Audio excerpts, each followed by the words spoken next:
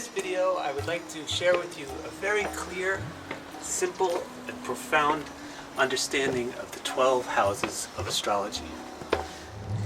Astrology is famous for stars and planets, but the 12 houses are really about the sky.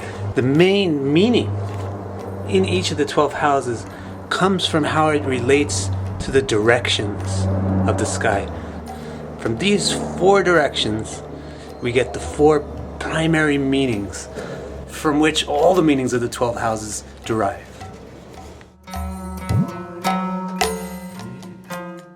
The first house is the anchor point of the eastern direction. What happens in the east? The sun and all the planets rise. So, if you think about the meaning of rising into the sky and becoming visible and beginning, then you understand the meaning of the first house. The first house concerns itself with the beginning of life, the time when we actually come into the world and become visible. So it deals with our birth. What is born? The physical body. Not the eternal self, but the physical body is born. It comes into the world and becomes visible like the sun rising over the eastern horizon. This is the first house, the birth, the physical body. What is the physical body?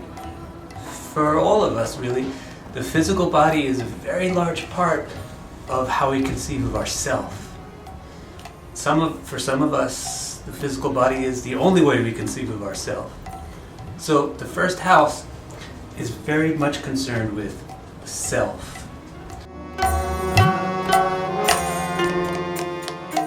The second house is just below the first house. It's underneath the first house. It's supporting the first house and holding it up. The first house is your physical self.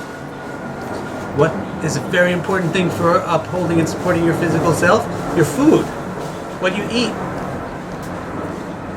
So the second house concerns your diet, your food, your nutrition. The second house also concerns your wealth, because you need money to keep yourself healthy, sheltered, clothed.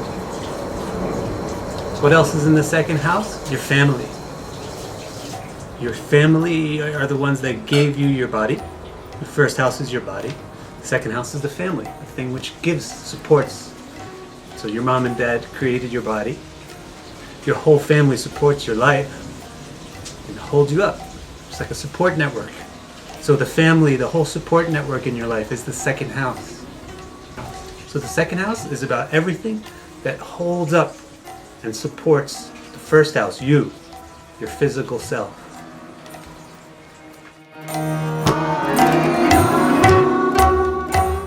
Now we come to the third house. As you see, the third house is here. It's in the below section of the sky on the eastern side. So the third house is about this portion, this meaning, moving to this. What's this over here? East is the self. And what's down here? The internal, the heart, the private feelings, the emotions. So the third house is about how the inner emotions try to become real, how they move towards oneself. So if you contemplate that, you'll understand everything that there is to understand about the third house, more or less. So one of the very important meanings of the third house is that it's the place of ambition.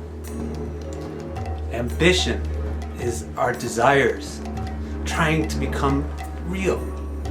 The east is where things become visible, where things become born, where things become seen. The underground sky is about what's inside us. So what is the underground sky that's to the east? It's about how the emotions and desires inside us are struggling to become real. That's called ambition. What's a derivative of ambition?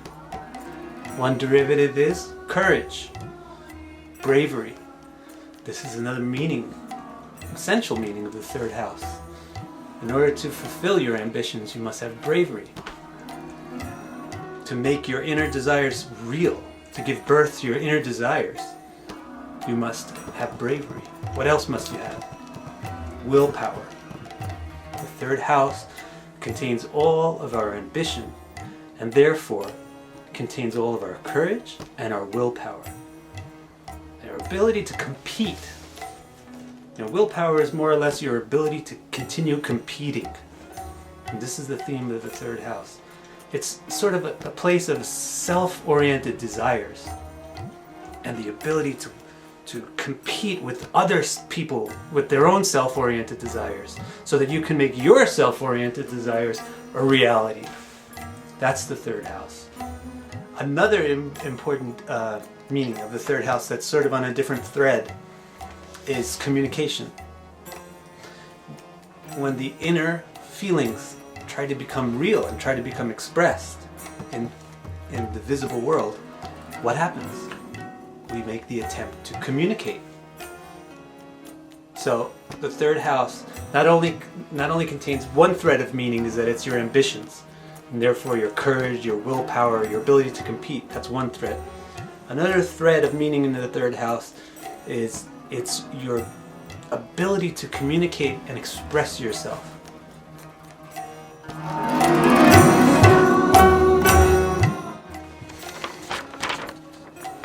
Now we come to the fourth house, the area below the ground, the area of sky that's below the ground, the midnight portion of the sky.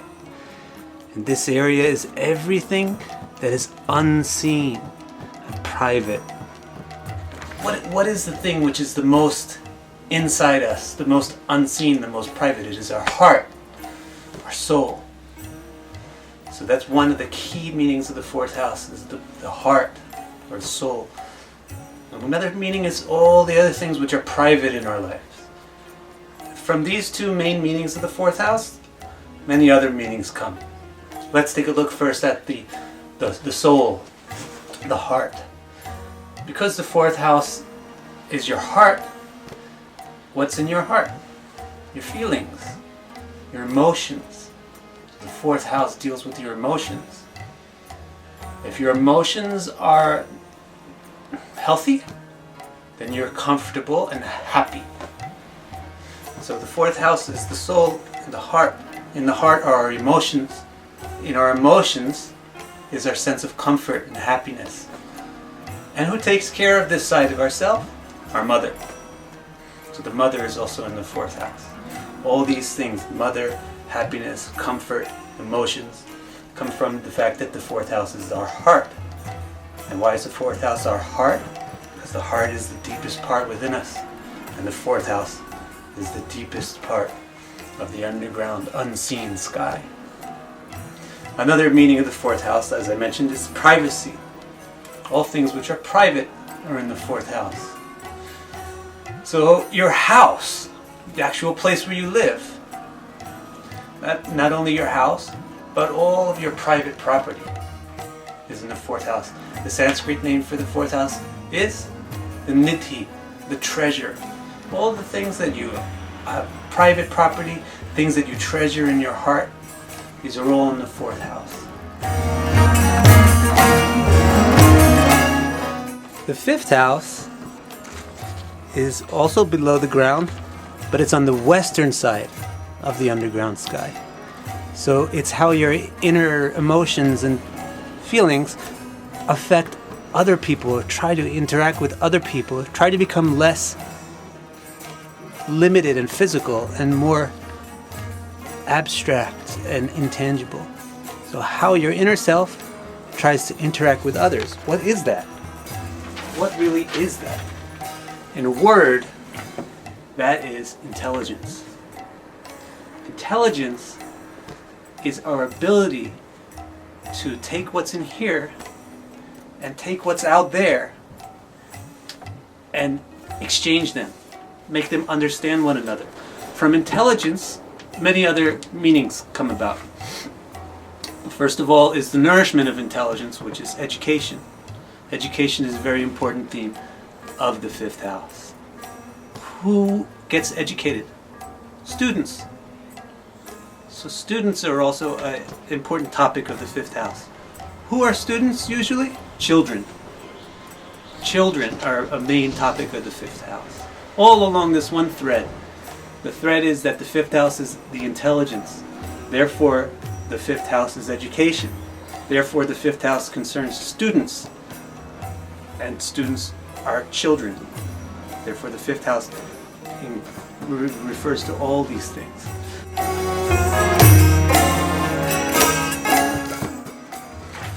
Now we come to the sixth house. What is that?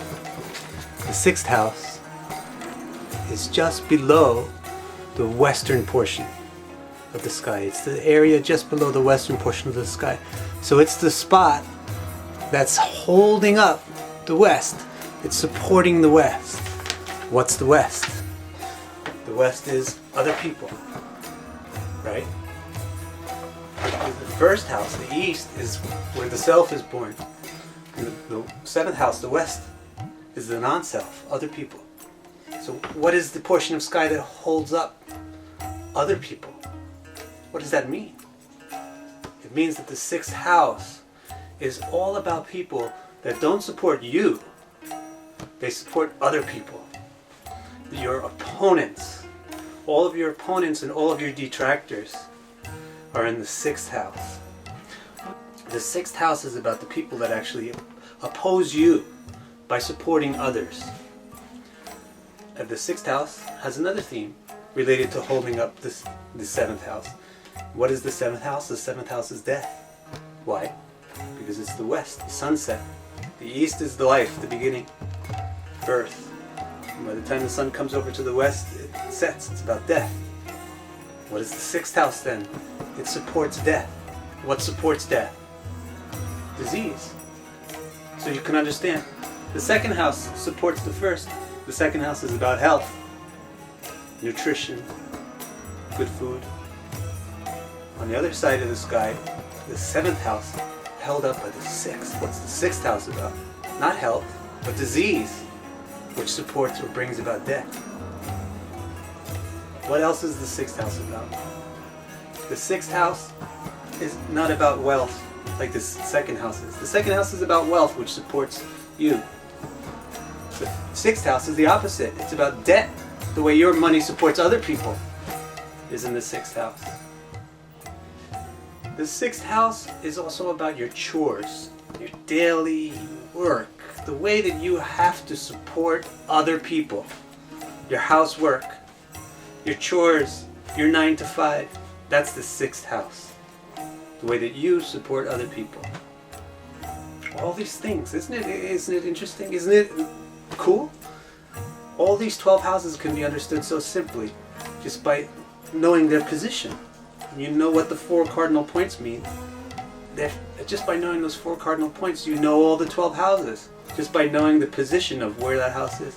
So the sixth house, because it's under the seventh, it supports the seventh house. So it's about disease, which supports death. It's about debt, which is how your money supports others. It's about opponents who support other people instead of you.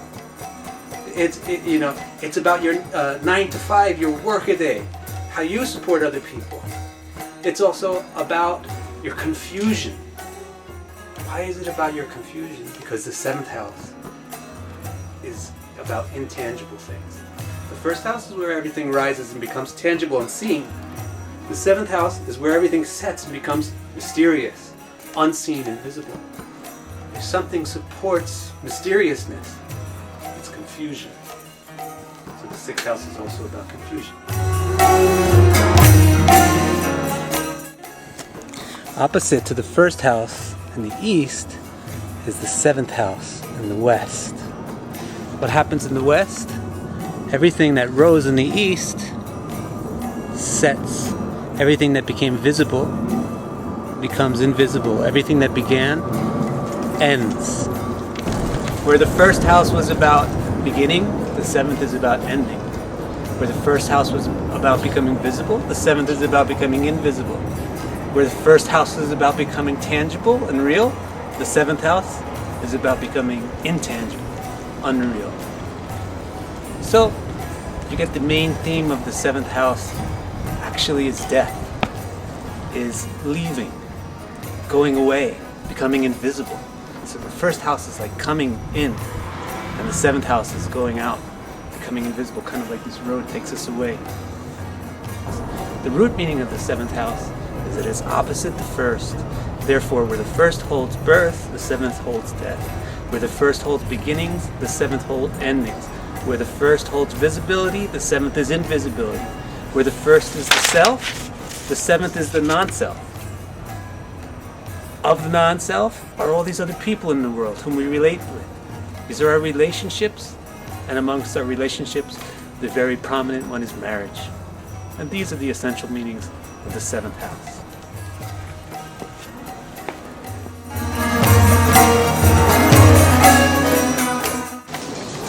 And now the eighth house. Where is it? Here it is. It's in the west, and it's above. It's up in the sky.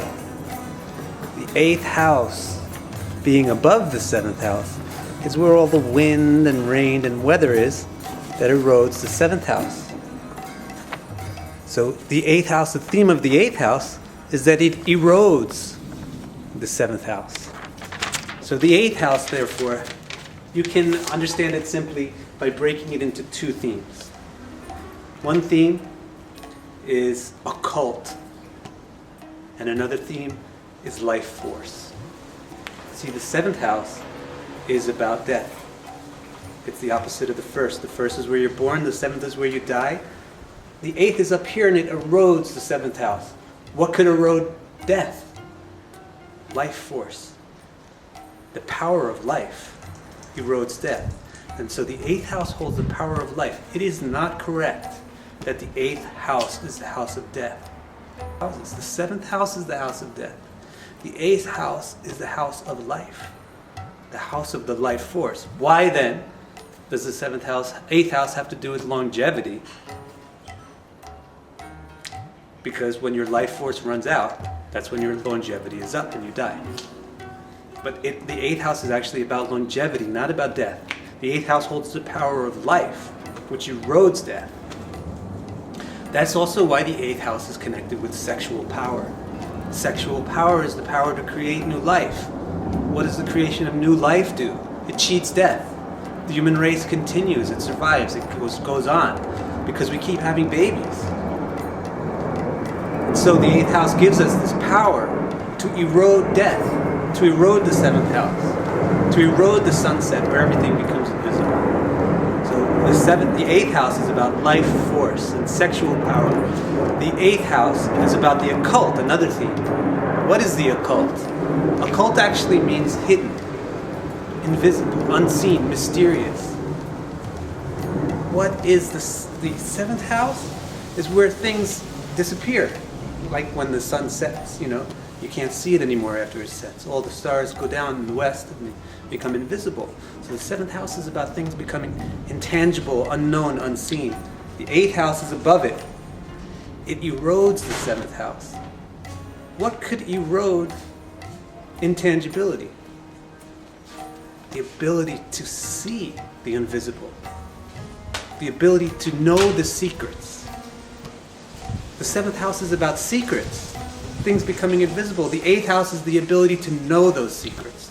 The eighth house holds all the occult power, all the supernatural power, all the power to see things that normal people cannot see. To see the future, to see the past, to see the heart, to see the mind.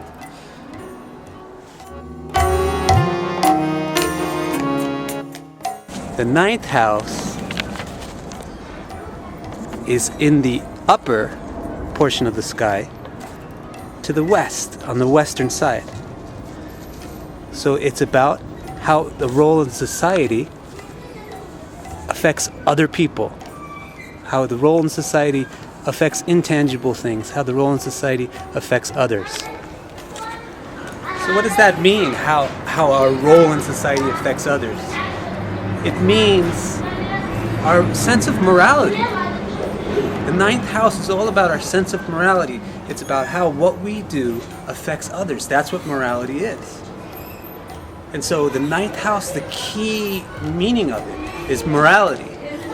And there's some derivative meanings of morality which are also associated with the ninth house.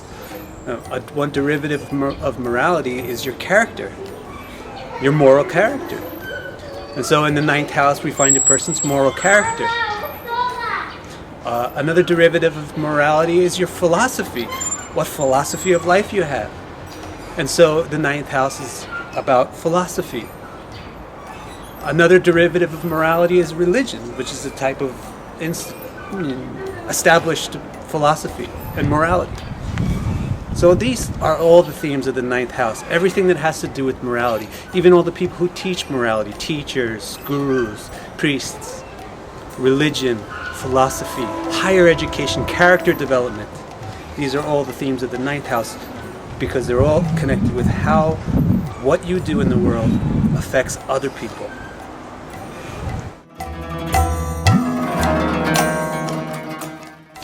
Opposite of the fourth house is the 10th house, the area above, up in the sky where the wind blows, where everything is visible and seen. And so every meaning of the 10th house is more or less the opposite of the fourth house. Well, the fourth house was about everything inside ourselves, which is private. The 10th house is just the opposite. Everything outside ourselves, out in the open, everything public. So the main theme of the 10th house is one's public role in society. This is what nowadays you call your career. Another theme of the 10th house is the result of your career. The sort of fame or recognition that you get. So fame belongs to the 10th house. Recognition and respect belongs to the 10th house. So the 10th house, all the things outside ourselves, our role in society, the role we play externally in society, the recognition that we get for it, and our leaving home and going away to do so.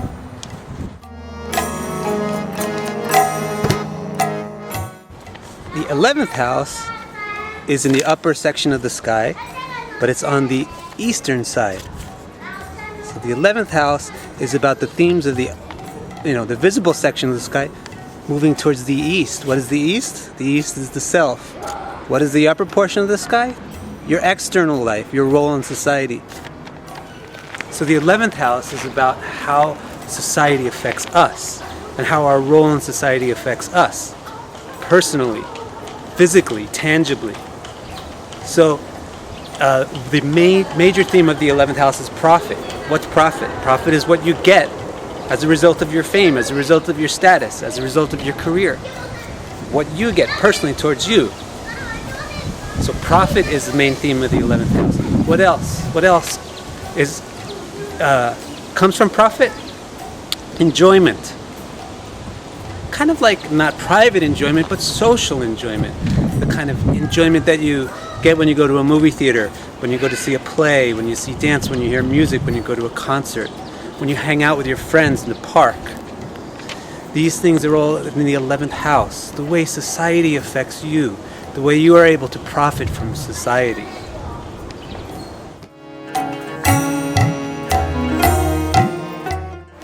The 12th house is the area of the sky that's above the first house. It's all the weather, the wind, the rain that's above the first house. So the 12th house is about everything that weathers the first house, erodes the first house. The 12th house is about all the things which get rid of us thinking that we are this body. All the things that get, it's the spiritual knowledge that gives us the realization that we're not a body. We're not just a physical being. That's in the 12th house. And from that knowledge comes enlightenment and liberation. These are themes of the 12th house. Spiritual knowledge, enlightenment, liberation. The understanding that this physical body is not me. I am something beyond this physical body. That's held in the 12th house. The 12th house erodes the first house. So the first house is the physical self. So the 12th house also holds weakness, physical weakness.